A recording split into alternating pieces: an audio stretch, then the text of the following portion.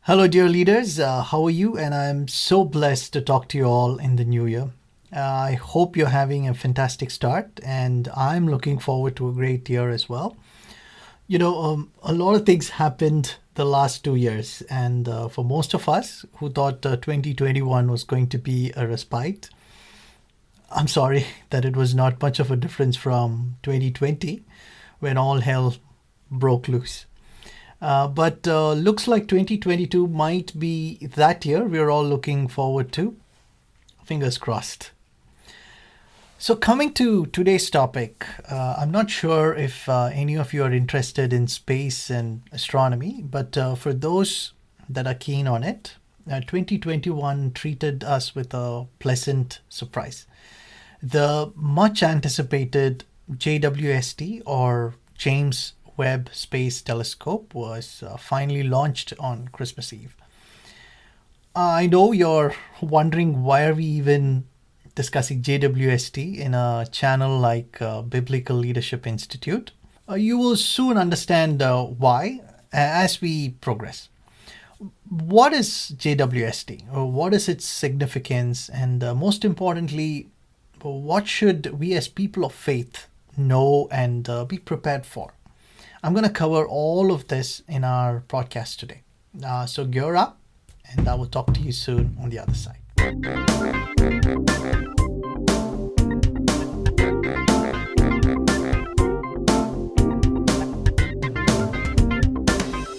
First of all, what is a space telescope?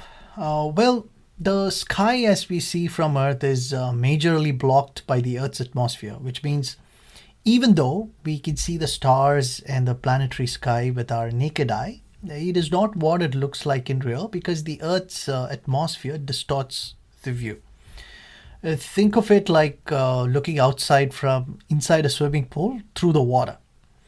So, scientists figured out that if we take a telescope past the Earth's atmosphere, that would probably give a more precise picture of the cosmos. So in 1968, the first ever space observatory telescope named Orbiting Astronomical Observatory, or OAO2, was launched. It then kickstarted the era of space telescopes, and in 1990, the famous Hubble telescope, the size of a school bus, was launched into space. It is one of the greatest man-made machines and has been in service since then, sending unimaginable pictures of the cosmos millions and billions of light years away. Now, these telescopes have a lifetime and usually last 20 to 30 years.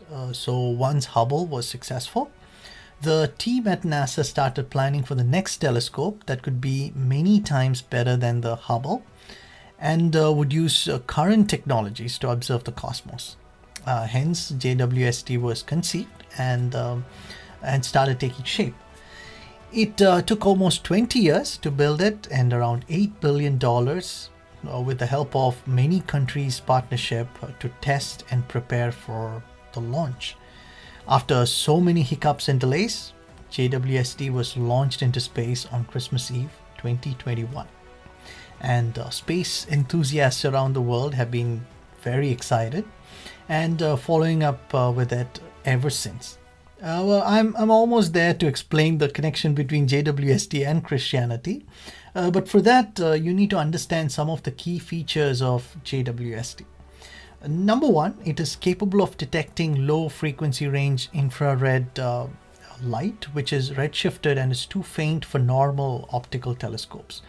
These light waves have been traveling for more than 13 billion years. Now, JWST's power to detect this infrared light, and so scientists are hopeful that they can detect and observe the first formed galaxies and stars a little after the Big Bang. Yes, I said the word Big Bang, which is commonly believed to be the origin of the universe by the scientific community and vehemently denied by faith community because it challenges the biblical creationist theory. But more on this later. Secondly, JWST would be operating from a spot in our solar system called the Lagrange or L2 point. The journey is around 30 days to reach the L2 spot from where it will start observing the universe. As of today, the JWST has reached the L2 point and is preparing for the next set of operations that are to be done to make it functional. Thirdly, it would take almost 6 months for the telescope to set itself up after it reaches the L2 point, like cooling down to optimum temperature, calibrating its mirrors, and a host of other operations a million miles away from Earth. So by sometime mid 2022, JWST would start sending data back to Earth. There is a lot of anticipation among the scientific community about what JWST is going to beam back, especially about the origin of the universe, what happened during the Big Bang, how the universe came into existence, and many other mysteries that we are awaiting answers for. Now, this is where the problem begins. We as Christians have been against the theory of Big Bang since it goes against the creationist theory of the Bible. So the launch of JWST has already triggered some religious groups who have started to badmouth it. I was tracking the status of the launch on YouTube, and there were a few religious fanatics who joined the chat and started to warn everyone about the second coming, rapture, and how everyone needs to repent and accept Jesus as their personal savior. The other members of the chat made them an object of pun and ridiculed them for using the JWST launch as a platform to evangelize. I don't know why some of us Christians fail to think before we act.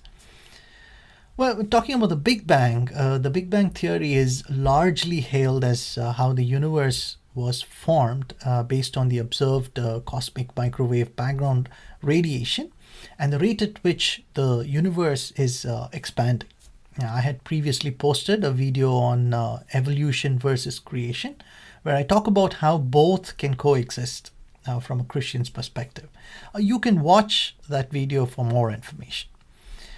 Now, JWST could provide stronger scientific pieces of evidence about the beginning of the universe, which, as we all know, would cause a lot of turbulence in the faith community. So the prime reason for me to post this video is to prepare ourselves for what we may discover in a few months from now.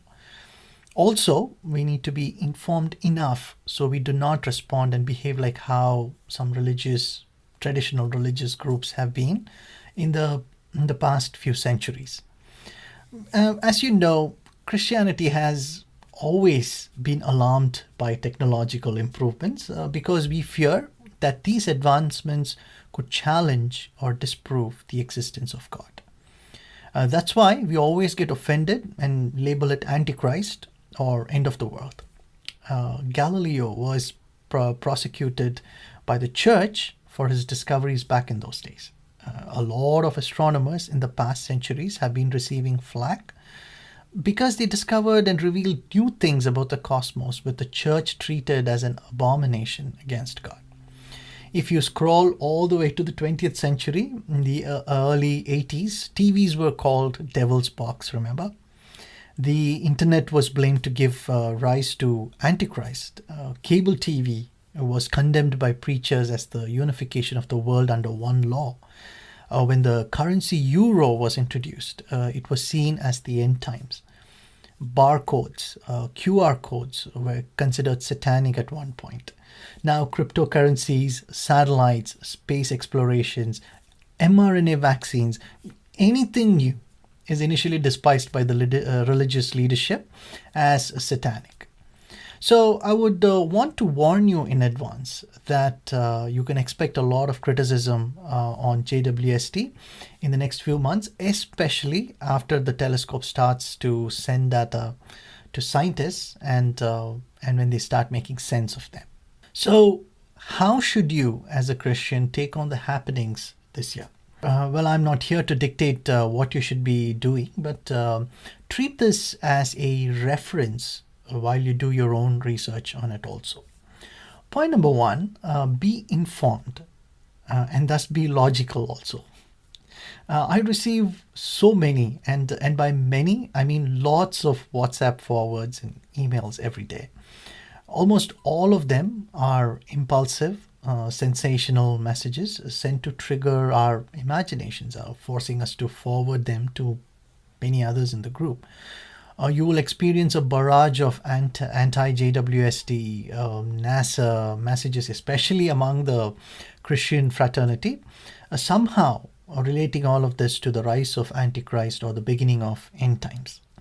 Okay, my kind advice is to not feed on these kind of forwards, but rather be informed by doing your homework. Proverbs 4:7 says, getting wisdom is the wisest thing you can do. And whatever else you do, develop good judgment. So, point number two, stop treating science and technology as anti God. This is a silly strategy that religious leadership uses to turn you against advancements. And how do they do it? To label everything satanic. Anything that that could challenge the Bible is from Satan, according to them. And the best way to counter is to be offended and rejected. We've been doing this for centuries together, aren't we? Until a few years back, it worked because knowledge was not centralized and people could not access information that easily. But with the advent of the internet, information and knowledge are at our fingertips. You can access NASA and other space journals right from the source itself, instead of hearing it from your pastor, preachers, and evangelists. Science is not anti God. As a matter of fact, it is pro God. Now, how many of you know that? The more you know science, the more you will be in awe of God, because science can only explain up to a certain point. See, in this universe that you and I are part of, there are two limits, the biggest and the smallest. So far, we have identified that the universe is the biggest and there is nothing bigger than that. And science still cannot explain what the universe is contained within or what lies outside of it, etc. At the same time, the smallest particle as of today, according to science, is called quarks. Initially, we were told the smallest particle was a molecule. Then we discovered atoms. Then we discovered the nucleus and the electrons. Then we discovered that quarks power the electrons. There is still a lot of study going on what quarks are made up of. If you follow science, there are muons, gluons, neutrinos, and something called Higgs boson, which is labeled as a quantum ripple in the background of all of these, the muons and gluons, etc. Well, why does the Higgs boson cause a ripple? No one knows. You know where I'm going here? The human brain is stuck somewhere between the two sides of infinity. I believe that even in a million years, the human brain will not be able to unearth the mystery of everything. Science can only provide so much, and Christians should not feel overwhelmed or offended by science. Lastly, this has always been my summary in almost all my podcasts, that as a child of God, we shouldn't be bothered about scientific discoveries, end times, pandemics, rapture, tech advancements, space explorations, etc. Instead, we should be honest in our faith and be hopeful about God's everlasting grace. That is all is required, plain, genuine faith. If you have genuine faith, none of these would even affect us. We would not be running to defend our faith unless it's shaky. Do you get it? So, as you hear a lot about JWST discoveries in the future, many interpretations from the Christian community would also arise alongside. My advice is to just stay calm and look up to God, enjoy and appreciate human advancements, ignore these sensational one sided forwards, and live a happy, godly life. Psalms 4 6 to 8. Many people say, "Who will show us better times?" Let your face smile on us, Lord. You have given me greater joy than those who have abundant harvests of grain and new wine. In peace I will lie down and sleep, for you alone, O Lord, will keep me safe. I will meet you soon with another interesting topic, and until then, this is John signing off. God bless you.